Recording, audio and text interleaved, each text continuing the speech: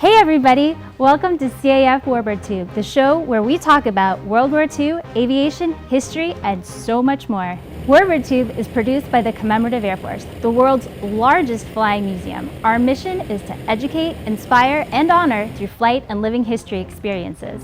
The CAF began the Warbird movement more than 65 years ago, and thanks to the support of individuals like you, we continue to grow strong.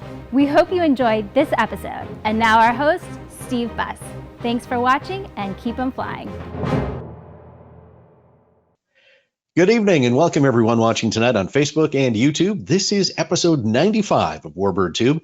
Tonight we continue our 12 Planes of Christmas episodes featuring the mighty PBY from the Lake Superior Squadron. Now before we get started, if you've joined us before, you know what's coming next. And if you haven't done it, we'll ask you to do it again. Please take a second to like, share, or subscribe and follow us. If you do subscribe on YouTube, also click that bell icon to get notifications about new episodes of Warbird Tube. So joining me now from the Lake Superior Squadron is Brian Jansen. Brian, why don't you introduce your cohort in the Jeep there tonight? You bet. I'm Brian Jansen. I'm one of the officers here at the Lake Superior Squadron, and next to me is our commander, Bill McMahon. Good. Welcome to the show, guys. Tell us a little bit about the airplane. We only see a piece of it behind you. That is a rather large airplane, the Catalina PBY. Yes, the Catalina. Actually, the wing you see right here is from our L5, which is the L5 Stinson Marine Medevac. But and then on this side of us, next to us, is our PBY Catalina.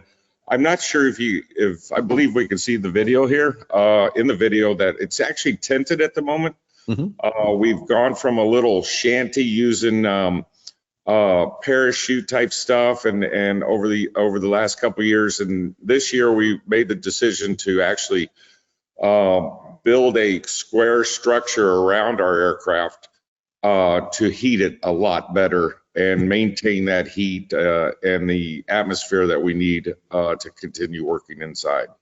That is one of the things that folks who are not familiar with the geography of the Superior area, it is sort of on the corner of Lake Superior between, well, Duluth is on the Minnesota side, Superior is on the Wisconsin side. It was right on the border, very far north, and you guys have moved to this newer hangar, and with that kind of tent structure that you put together, you've extended your working, being able to work during the winter and the cold weather months. But it's already cold up there, and you had quite a bit of snow today as well. Yeah, we was a big blizzard actually today, supposedly scheduled. We did get a lot of the rain and a lot of wet type of snow, but that's typical for this type of area of the country. Lots of snow generally, lots of cold. Especially in the next couple of months, it'll be pretty chilly out. Well, speaking of the snow, you guys had a good project to kind of get the doors fixed on the hangar. Oh yeah. We one of the big things that we did, it was kind of a quick move from Duluth here over to Superior, driven by necessity, and unfortunately, the only hangar we could find at the time did not have that door. So part of our move here was to try to get replacement doors on this hangar to make sure that we could work in a good environment. So that's one of the things we were able to achieve this year. It took a lot of man-hour, a lot of effort to get that work done. Lots of little roadblocks to overcome over the way. Many of our members spent a lot of time trying to get through all those roadblocks and a lot of time actually building and installing all those doors. So we're proud to have that accomplished. A whole lot easier to put the doors in than it was to shovel out the hangar, I would imagine. Most definitely. This picture here is a current from last year's storm. And as the low goes by, the wind just blows straight into the hangar. And as you can see, snow went all the way up. At this point here, through this year and tenting in with the doors, we have no snow. There you go. Yep. So that's a picture of the hangar with the doors installed. I kind of can see that it's definitely able to be maintained a little bit more nicely without that big open air compartment. How big is that door? Oof. 10 or 8 10 foot wide panels and 20 foot high. So 80 feet. And it's made out of, it's got aluminum sheeting on it, and the outside is actually still aluminum color. And we're debating on polishing it really bright, because just right outside of that, when the pilots pull in to get fuel, they look right at a door. Obviously, we're not going to do that, but it's huge. The comments are wow. I think the doors have not been on in 25 years for the hangar itself. Wow. And through the accomplishment, or through the efforts of the members, we have doors, and it's awesome. Very good. See, look at that. Lots of smiling faces, and you're staying warm. Yep. Yeah, that's kind of the nice thing about the intenting enclosure that we've built, is we actually were able to socialize a little bit in the warmer weather that we're able to maintain in there. And you can see that little red heater that was doing a pretty good job of maintaining that entire front maintenance area that we have. Great. Well, we mentioned the PBY, and that's the feature of the 12 Planes for Christmas, but you also mentioned your L5 behind you. Is that a flying airplane as well? The L5, we waited almost 8 months for wheels and brakes. We did a alteration from expander tube brakes, old expander tube brakes, to Grove Aviation brakes, STC'd, and we have those in here now. And then it just got a little too cold because there's no heat in that aircraft, and it's ready. It'll be ready to fly come this spring. Good. And do you do a lot of outreach to air shows around the region? Well, we're hoping to be with the Duluth Air Show this year, and we have plans to go to a place called Paynesville, which is just west of the cities, Minneapolis. They have a small air show there, and we're hoping to take it down there for them. All right. Well, good.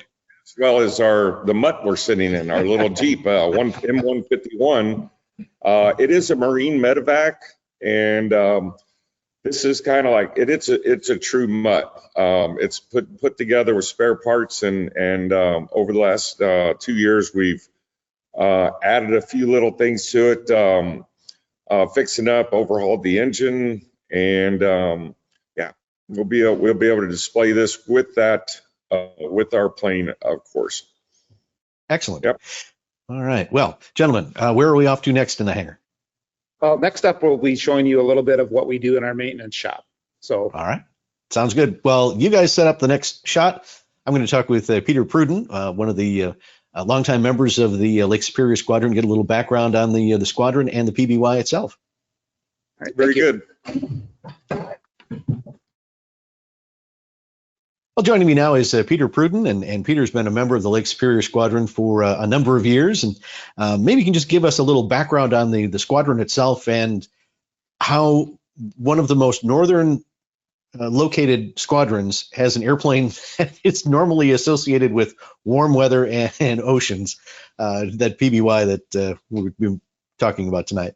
Well, I think as that airplane starts to promote the historic portion of its identity and offer education and experiences for people, that it'll be in the southern part of the United States in the winter time and up north in the summers. That's what we're hoping for anyway. But indeed, that aircraft was actually assigned to the Minnesota wing in South St. Paul. Mm-hmm. And in 1998, a windburst uprighted 7179 Yankee was the aircraft that went upside down, destroying it. And the people that rallied around that airplane purchased a bright red fire bomber under the standard category 324 FA. And that airplane turned out to be really corroded. Mm-hmm. So these airplanes sat in an empty hangar in Duluth, Minnesota, and the group in Duluth, Minnesota was a detachment of the Minnesota wing. And that went on until 2006. Ultimately, in 2008, that detachment became an actual squadron. And so over the course of those years, the restoration of the PBYs has been, a paramount for the organization. And most recently, in the last 7-8 years, the notoriety of the airplane has really reached a worldly basis now, and it's just wonderful to see.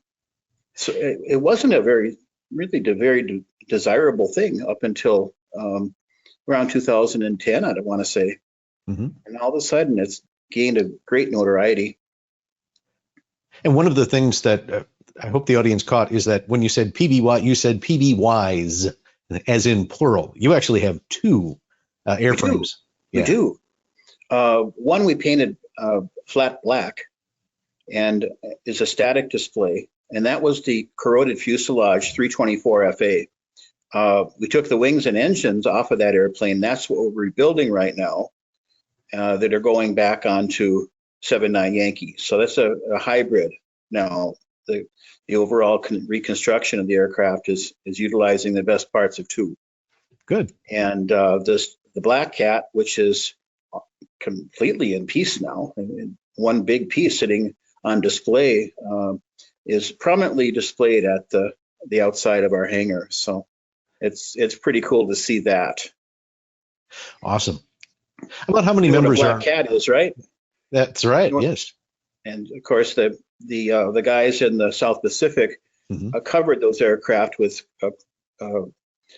tar and coal and just smeared it all over the aircraft with their hands to make them black so that they couldn't be seen by the Japanese fleet. And affectionately, they became called Black Cats. Yeah. About how many folks are in the squadron, active in the squadron these days? I always say sometimes too many and sometimes not enough, but realistically, there's 45. Okay. And we've been higher and lower over the course of the 20 years that we've been around now. But it's a really good dedicated group of people, and you know, and to honor some of the guys that are no longer with us. There's quite a few people that the World War II veterans, those guys were really, really heartfelt when it came to their passion for the restoration of the aircraft. Their participation was great, and they're sadly missed. Peter, if people would like more information about the squadron, find out the latest information, maybe sign up for a newsletter or whatever, what's the website address? It's LakeSuperiorSquadron.org is the website, and the Facebook site also follows suit in that same demographic. So there's, what do we have? 4,000 viewers on Facebook, friends and family and acquaintances and all over the world. And people who are just interested in the PBY and its restoration. Lots of cool things happening with that, isn't there? There certainly is. So there's a lot of the folks from New Zealand, Australia, the Netherlands, Sweden that are operating PBYs. They're watching, and it's exciting to see. They get talking about the 12 planes of Christmas, and you see their names often. All right, Peter, we're going to check back with the guys in the hangar, and you'll stick around. We'll talk to you in just a few minutes. I'll be right here. All right. Well, through the magic of video, Bill is now joining us from the parts room at the Lake Superior Squadron hangar. And Bill, what are the kinds of things that are unique to a PBY and maybe some of the parts that you've been working on over the last few months? Well, behind us here is the cowling for what they call the superstructure. And this goes from the crown of the fuselage and covers the superstructure or the rise to where the center section attaches to. So we removed this quite a while back, completely disassembled it, looked for corrosion and things like that, and now we're going back together with it. This will all be sheet metaled, riveted back in, and actually this piece actually has to be done before we can complete or go further with the crown that we've been working on also, due to the fact that we have to match drill all the rivet holes that attach it to the fuselage also. This is just one of the things we worked on. There's another piece here.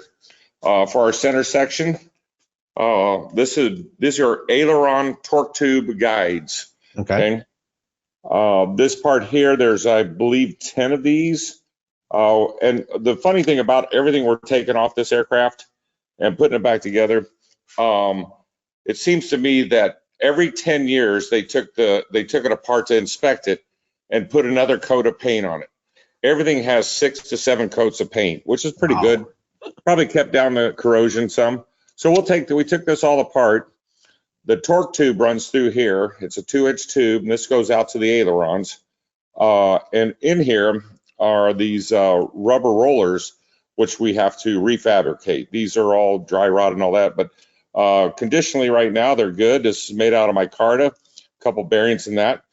One of our unit members, which he's very good at work at wood, has made us a jig. So he's cutting the micarta out, made a jig. The hole, believe it or not, is a 17.5 millimeter hole.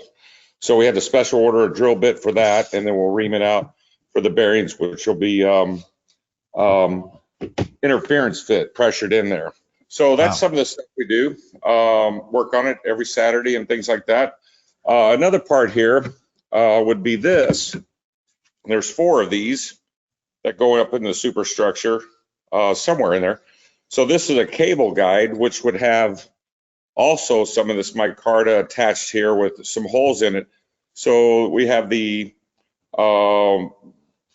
elevator, rudder, and some of the large cables will run through here. So the last owner, I believe, did a lot of modifying to be a tanker in that. So actually that part would look like this.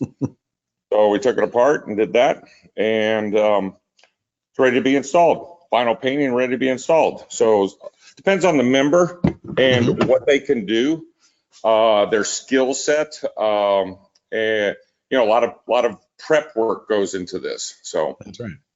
So we're doing this on wireless, and airports are notorious for having bad internet. But you guys have got great internet. But you also utilize that for a lot of your research as well on some of these parts.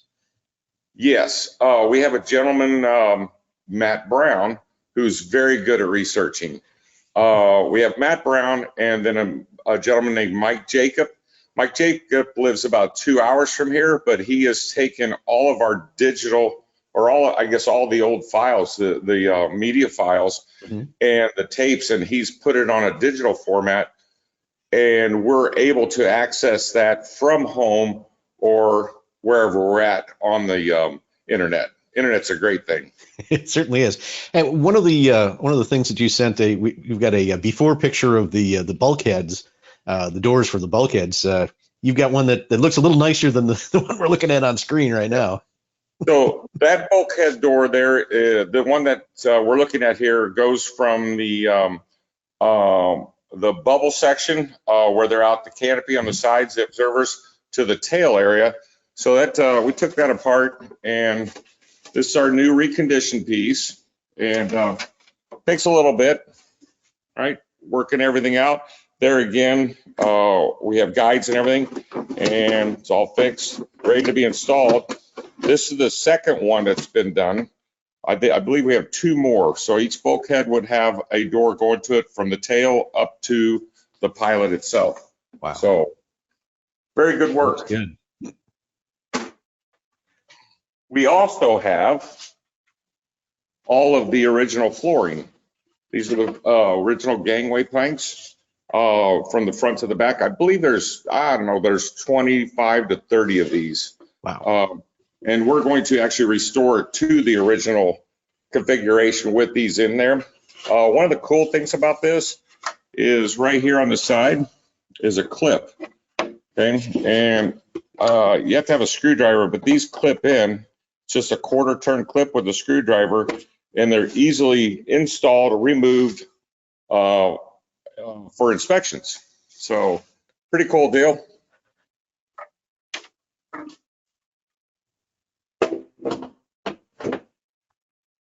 So with those parts, and it depends on who's doing what, they have to be completely stripped. We found a pile of these that was in it. It's like they were covered all in dirt and everything like that, probably from shipping or storage or whatever, due to the aircraft being configured to a fire bomber or a water tanker.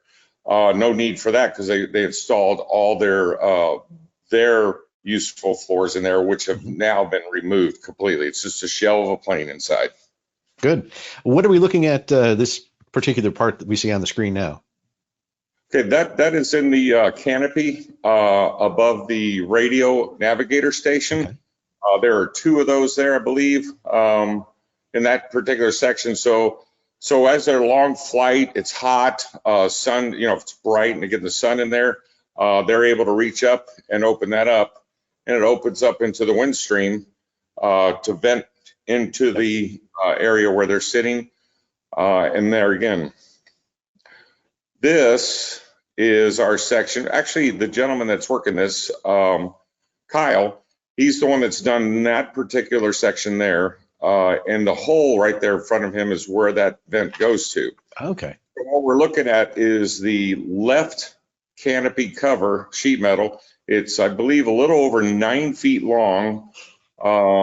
And he's modifying that, or he's actually fabricating that and sanding it down to fit where we need it up there. There'll be two of those, left side, one on the right side. And there is the hole for that. Matt's drilling the hole where that vent would go into. And there again, so at this current point, we actually had to take, we're taking it all back off again to check everything, and then we're going to reinstall it again. And at this point here, so the two sides on the canopy meet like this, the side and then the top. And then there's a closeout section, like a little V that puts on there. And what's occurring at the moment is the top piece is a little too wide. So we're shaving off some so it's not pushing out the other sheet metal that's up there. Sounds good.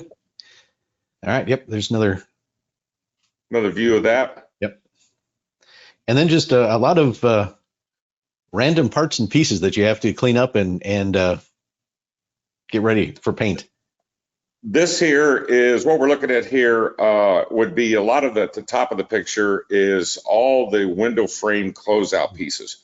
So after everything's buttoned up and around it, those pieces will go on top to secure and close out where the other sheet metal works together. Same with those there. Those are actually the front windscreen closeouts. Wow. And they're again a bunch of reconditioned. That's the entire cockpit windscreen side window closeout sections there that have been inspected. All the paint's been removed, inspected for corrosion, and they'll go in and be primed and painted and ready to reinstall. It's all looking good. So with that, we're going to move from the parts area and take a look at some of the other areas inside the hangar. Sure thing. So here we are at the nose. We're at the nose section here. This is one of another challenge for us that's going to have to be done. When this aircraft first came off the assembly line, it was in a wartime configuration. It had a nose turret in it. I believe it would be an eyeball turret with two dual 30 cals sticking out of the nose, as well as 250 cals in the blisters in the back, and another 30 cal at the tail section. So also with this would be behind this on the top on the canopy where we're at, just directly behind the pilot co-pilot, would be a radar mounted dome that we have plans to reinstall on this. So reconfiguring it back to the wartime configuration is a challenge. So behind us here, the nose, we have the nose piece, which would come on here, and an individual would be sitting there on for the most part, manning this post, manning the gun, and then above that would be a turret, a round turret, eyeball turret. They call it an eyeball turret. Actually, it's a round dome with looks just like an eyeball sticking right out front. So, and you see the sandbags right now. This is because the plane is on jacks at the moment. So the sandbags we put in there, actually these sandbags, on a side note, are from our display, our little diorama for our Jeep and our L5s, and they're actually in the military. What do you call that stuff? What is this? A lap bag, Dunlap bag or something. Oh, okay. So anyway, we use that for ballast. We put, I think about 400 pounds in the nose to ballast and keep the nose of the plane down. Okay. And you've got something else up there with for a little ballast as well. Yeah, right. Yeah, we had occasionally like to have a little fun around here. One of the things we did have remember doing is once we put the bags in there, it looked quite a little bit like a foxhole type thing. So we have a mock-up 50 cal that we're kind of working with our Jeep project to deal with. So we decided to kind of temporarily anyways mount it up in the front gunner position. So a little bit of fun we had one night with one of our members, got some great memories out of that. So that was pretty cool. Awesome. We have an individual that helps us do the sheet metal, and obviously we put it up there. Another member got in there and we got pictures, and I actually sent it to him. I said, hey, guess what? We've got the nose cowl done. He's texting me like, how, what, when did this occur? Because it's not like a month or 2 month project. So it turned out to be a good joke, and it's really good. It looked really good. So awesome. All right, we're going to talk with Peter again, and where are we off to the next time we see you two? So next time we're going to move over to show you stations 2 through 4, where we're currently active and working on replacing the canopy section. Yeah, we'll touch bases on that area, the interior, as well as the landing gear also. Sounds good. Well, Peter, I understand you have some pretty interesting stories about the PBY and the Lake Superior Squadron. The airplane was a fire bomber. You were talking about that. Tell us a little bit about the first mission for the airplane. Well, when 79 Yankee went upside down, the dedicated people went out and purchased a bright red fire bomber, and that was 324 FA. And it was a standard category. It was in flying condition, and that's what happened to it. And that's why it had to be stationed in Duluth. It had to be kept under cover from that point onwards to avoid damage. And in any case, it was bright red, and it held, with their water tanks, we were able to put 500 gallons of water in them and fly over the crowd at the air show and cover them with water. And that was what we did. It was a mist. It didn't amount to much, but that was the actual air show appearance. And with that said, it really didn't have the appeal that a military aircraft would have. So that's what started the restoration of this in 2002. It goes back that far. And so many of the parts that were acquired came from an auction in Moses Lake, Washington. And a lot of the components were from the Buffalo Airways up in the Northwest Territory. Up in Yellowknife. And these PBY's components all got trucked to Duluth, Minnesota by a semi-truck. And that's where the doors came from that we were talking about earlier in the presentation, and many of the catwalks. And the catwalks were not necessary for fire bombers, which both aircraft really were. And so those components were able to be commandeered, and we can put them back into an original military configuration now.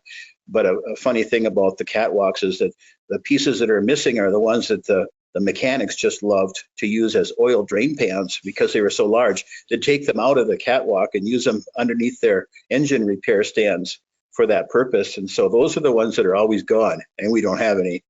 Okay. So if there's any out there, just let me know. It's on your wish list. It is. And you also mentioned that some of the parts, aside from the catwalks, but some of the other parts have been difficult to find as well, and sometimes years of searching to come up with the right part.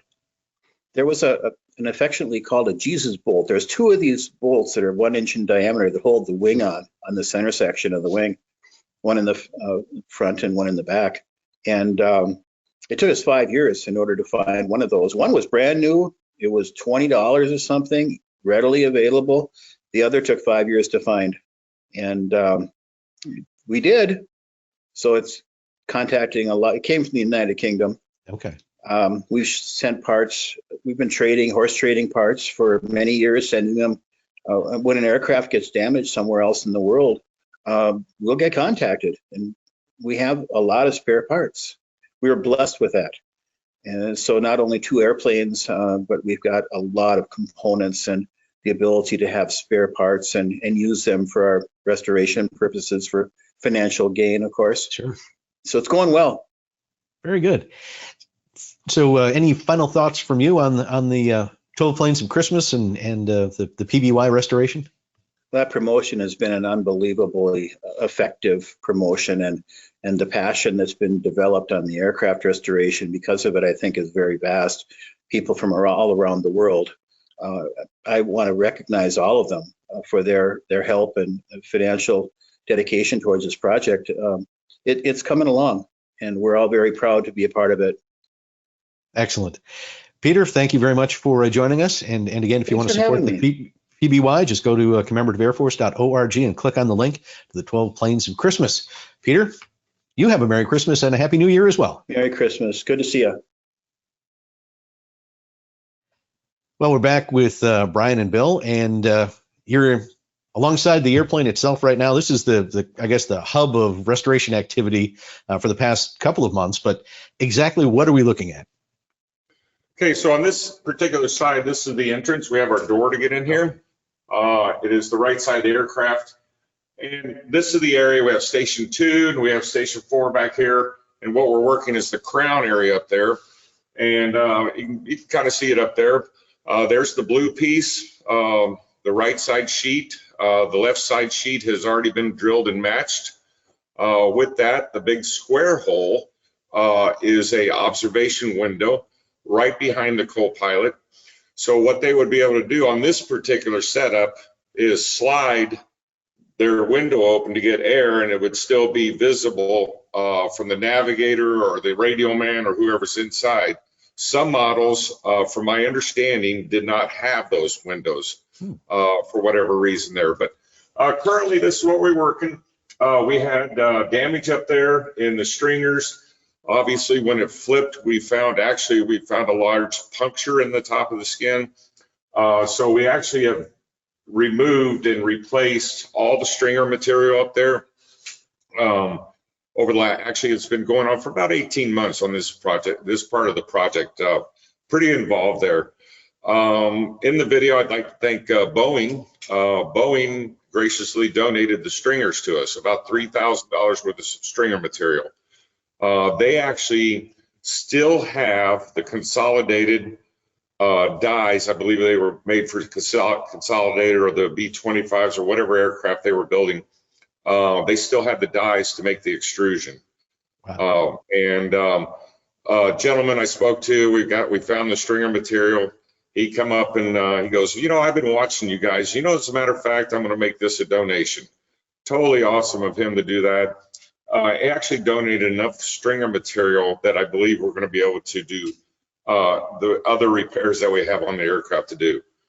So what we have here, we replaced all that, and then we had to come up and do all the skin on that. And you see the blue skin. Mm-hmm. And in the background there at the top of the picture, that is what is called the superstructure. And then the center section will mount to the top of that.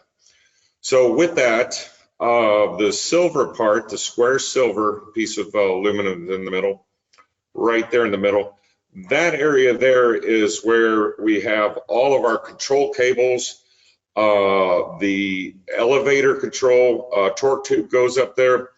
A lot of things going on in that particular area. And earlier, we saw the cowling that covers that. Mm-hmm. That's currently being worked now, and that has to actually be installed and match drilled prior to any rivets being shot at the moment. It's pretty involved. There's many layers on the sides of the where it's attached, from the side of the aircraft to the top, the transitional period in there. There's probably 6 layers of metal in that point for stability and strength. And that's where everything has to be, you have to be right on, spot on with that. So we've been working that for a while. Some of the green that you see down on the sides, that was done prior to this. And that was due to the damage when we flipped. That's all been repaired with new metal, new stringers and whatnot. So going forward, we would make that and transition to the back of the pilot and co-pilot.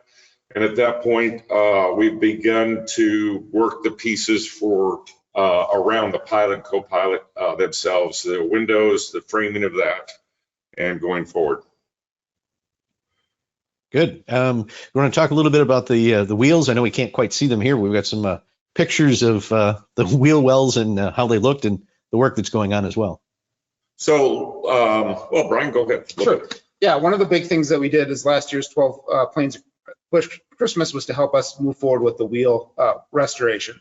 So part of that is the wheel wells themselves. As you can see, there was a lot of paint and other rust and other things to clean out. So we had our members work through that over the summer and media blast that, strip paint, get that all cleaned out. When we get the wheel assemblies back from Air Corps Aviation, we'll be ready to install those when we get those back in. So we're trying to get those wheel wells all prepped, ready to go, inspected, and then we should be ready for install. And that would wrap up the part of the project that we worked on for funding for last year.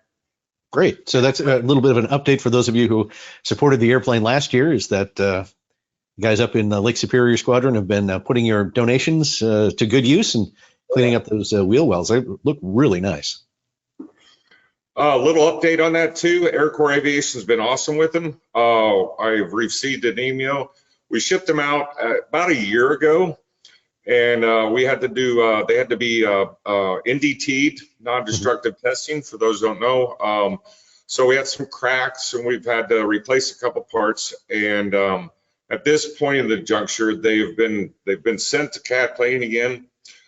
They're plated, they're back at Air Corps Aviation, ready to be final assembly and painted, which is huge for us. And then that leads into the wheel wells, getting them prepped for installation of the landing gear themselves. All right. And some work is taking place on the wings as well? Oh, there we go. Due to the landing gear and some of the skill set of the individuals, we went into something a little bit more easier, or more, I guess you could call it time consuming. So right there, I'm actually applying some paint remover on there. We took the center section and started total cleanup or restoration of it.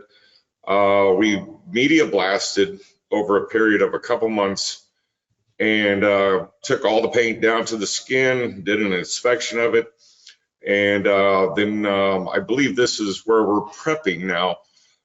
Put it in the paint booth. That took about a half a day, or better actually. This is where we went in with a primer coat, or it's a primer wash at first.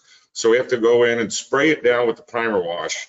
And then everybody got in there with gloves and Scotch-Brite and Scotch-Brite the entire surface, top, bottom, all around it, leading edge, trailing edge, to prepare it for a primer coat. And there's our primer coat.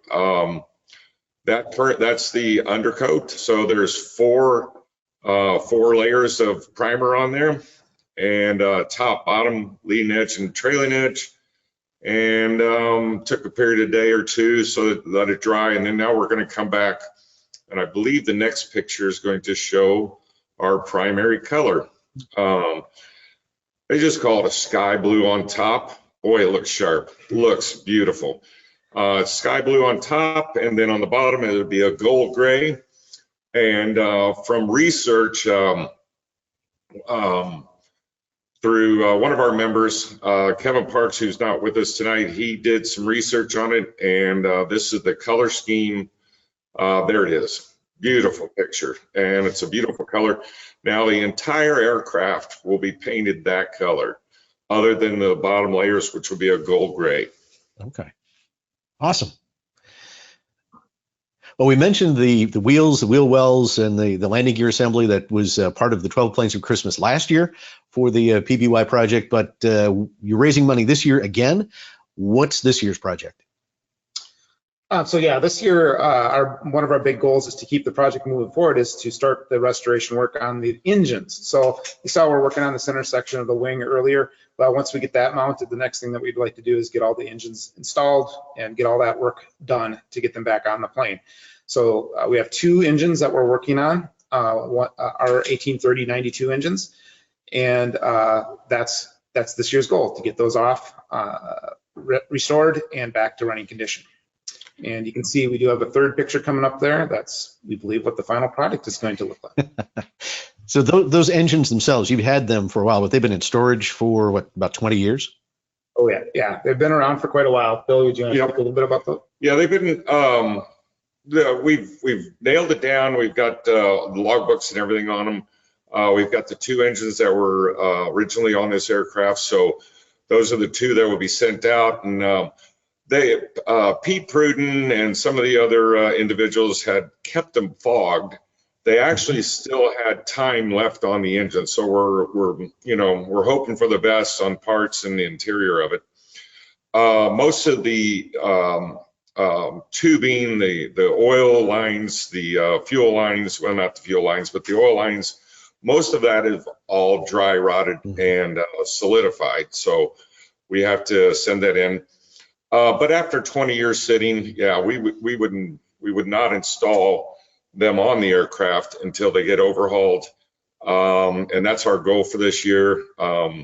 Pretty awesome, and I believe we just received funding through the Restoration Grant Fund and another foundation that we have enough money to overhaul our first engine. Okay. And we're working towards people donating and keeping it going, so we get the second engine out and delivered at the same time. Awesome. And what's the lead time in getting an engine like that redone? We're looking at delivery sometime April or May. Oh, okay. Deliver both engines. They say about 8 months, but if we take 2 engines in, I believe it would be at least a year, spring of 2024, which would actually give us enough time to finish we have the oil tank, we have the fuel lines, we have a lot of other stuff that actually goes onto the center section prior to installing those. Right. Well, if you'd like to support the Catalina PBY from the Lake Superior Squadron, go to commemorativeairforce.org, click on the link for the 12 Planes of Christmas and make your donation. Gentlemen, any final words before we wrap up tonight? No, thanks for having us on the program. We appreciate it. And I'd like to thank everybody that's donated to us already, and happy holidays for everyone. Thank you. All right. Thank you both for joining us again. Go to commemorativeairforce.org and go ahead and contribute to the project or any of the projects that are featured on that website. There's a lot of deserving aircraft and a lot of volunteers like the folks of the Lake Superior Squadron who are helping keep these airplanes alive and keeping the CAF mission going for this generation and future generations as well, to share the stories of World War II in aviation. So again, thank you for joining us, and don't forget to click the like, subscribe, or follow button so we can let you know about future shows. If you have any ideas for any future topics you'd like to hear about, just send Leah Block an email at media@cafhq.org. For the Commemorative Air Force, I'm Steve Buss. Have a good night.